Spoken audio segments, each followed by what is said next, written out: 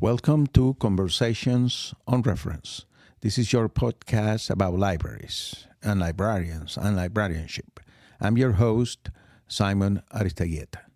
In today's episode, I want to talk a little bit about assessing the information, the reference service, okay, and how to improve the reference service. There are many things that we can do to improve the reference service, of course, which, in my opinion, and I have said this many times over, is the principal service that we can have in the library, addressing the information needs of our users. But in order to do that, we have to identify what do we need to improve in the reference service, okay?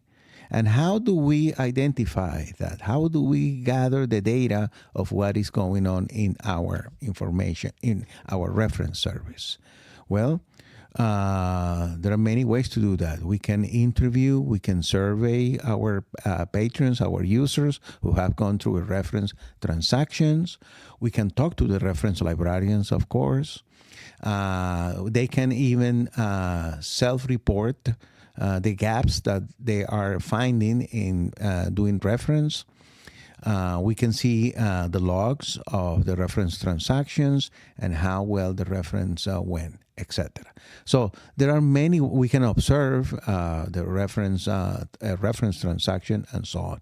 There are many ways that we can go on to identify how to improve our reference service, okay? Because we need to know the current state of what is happening with reference. And then we can, once we have identified what the gaps are, then we can establish a program to improve the reference service. Okay, what we can find out after we have identified the gaps is in terms of human resources. Do our reference librarians need more training? Maybe we have to train them better in improving their research skills, or maybe they need to have a deeper knowledge on the reference materials and become even subject librarians, or they have to have a special new specialties within the collection so they can improve reference on that collection. Of course, that would be depending on the size of the library and how many librarians are part of the reference service. Another gap that we can find also is in terms of social interaction skills. How good are they in interacting with users?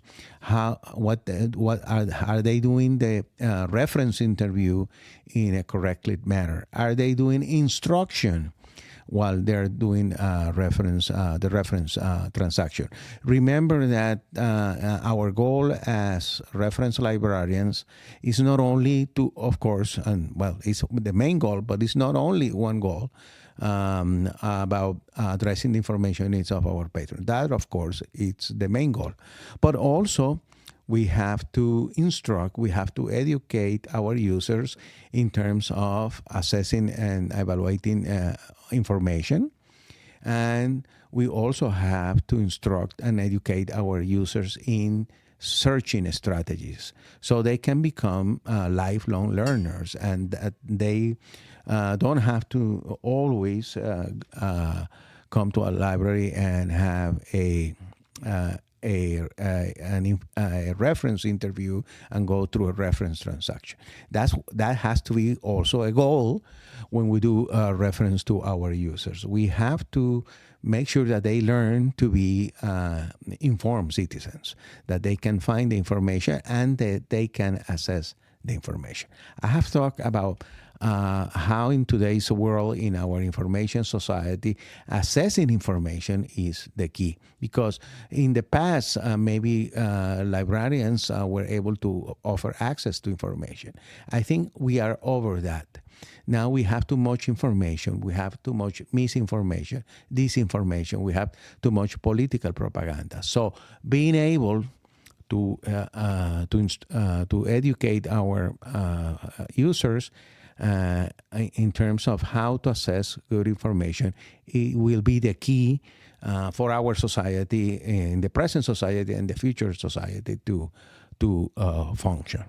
So going back to the needs, finding those needs, that would be like doing a needs assessment research. Okay, we need to know what the needs are to improve our service. As I said, there are many ways to gather that data and see, okay, these are the gaps, that this is where we are, and this is where we need to be. And of course, it has to be with the input of our users. That because that's the people we serve in public libraries and in school libraries, and of course in academic libraries. So we need to do, like, for example, surveys on level of satisfaction, how satisfied our users are on the service that we are providing in terms of reference. So once we have identified those gaps, how are we going to get our service where we want it to be? Well, maybe we have to design, as I said before, some professional development trainings. They can be workshops. We can have other librarians come to our library and help us to disseminate information to our staff on how to become better librarians. So once we know the needs, we have to develop a program with very clear objectives that which outline where do we want to go, and then actions that outline how do we get there. Okay, so we have our goals, our objective, and we have actions. How do we get there? Okay, as I said, maybe the problem is in searching skills. And that's an easy problem to overcome, I think, if we have the expertise.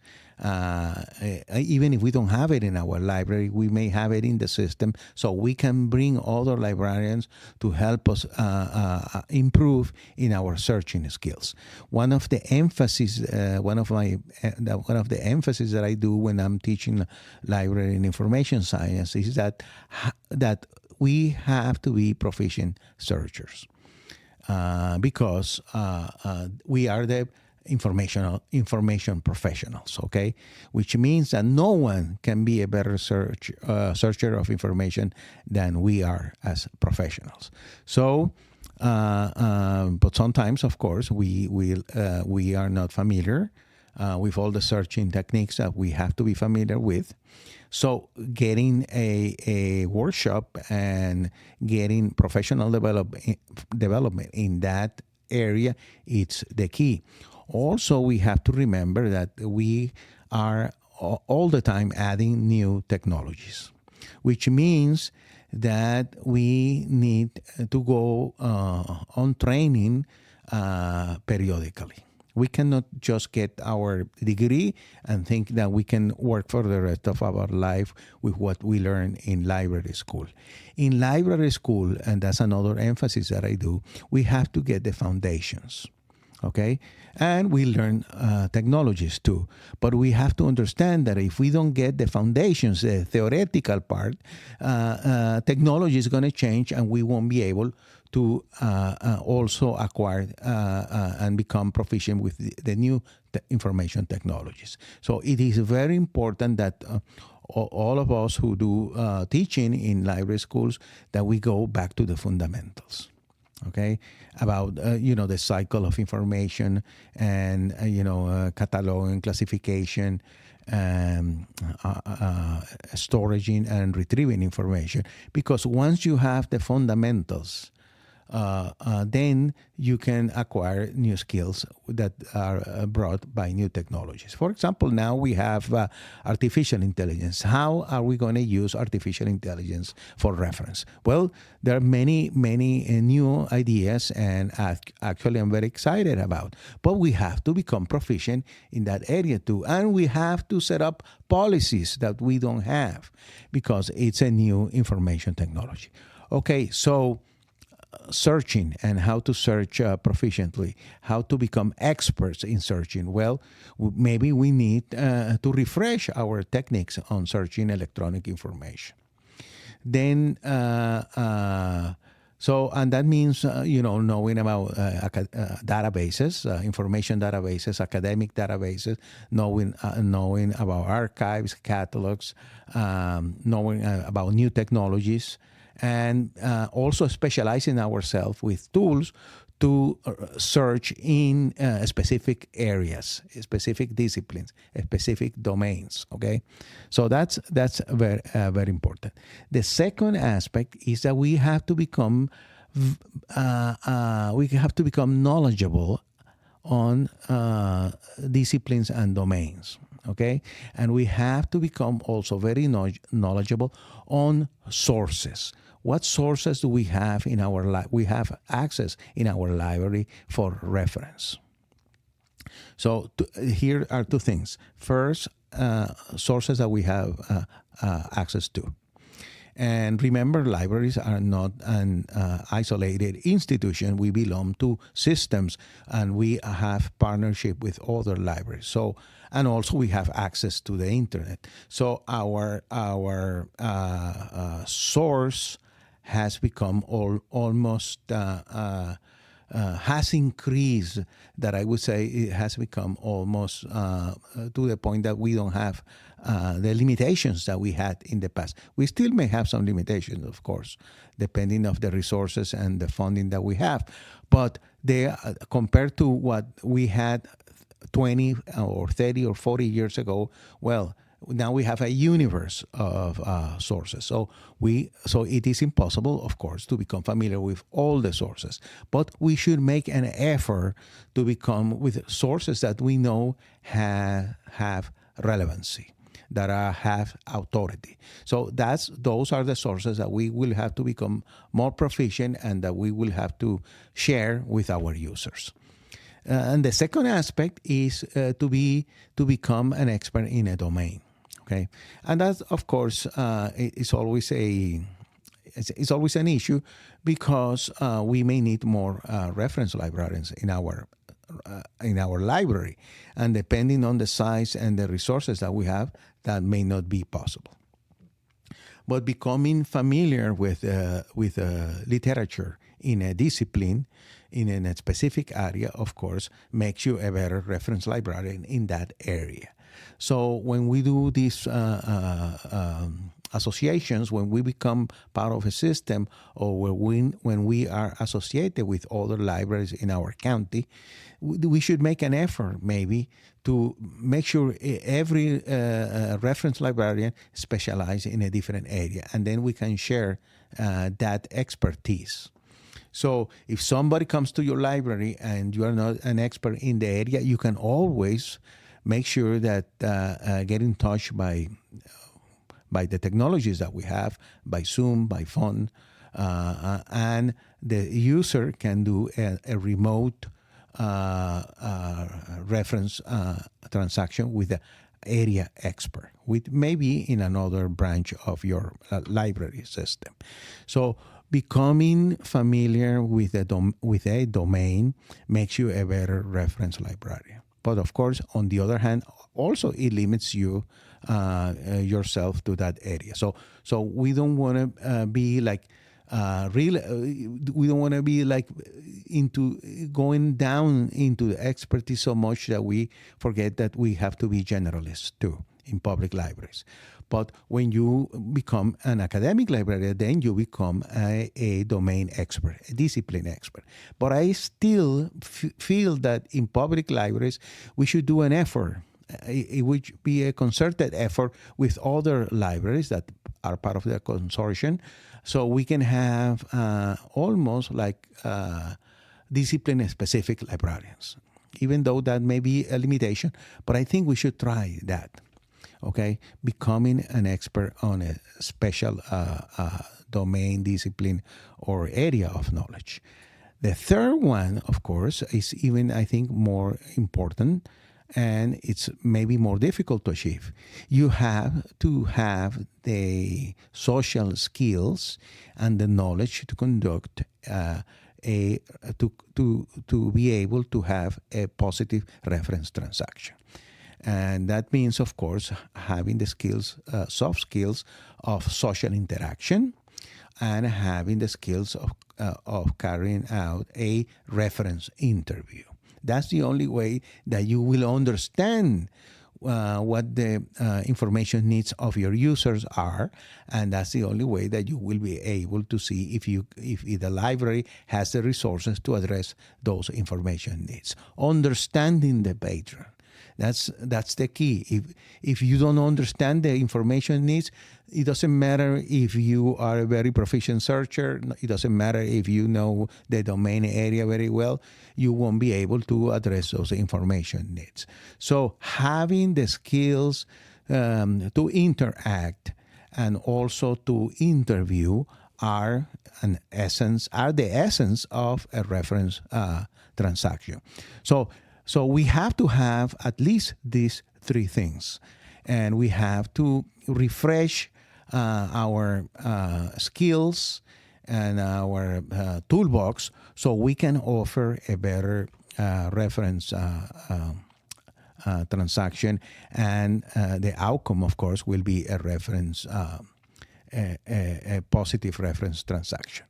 But once we have gone through this process of improving our reference service, we have to go back to evaluation, because we have to see if what we did to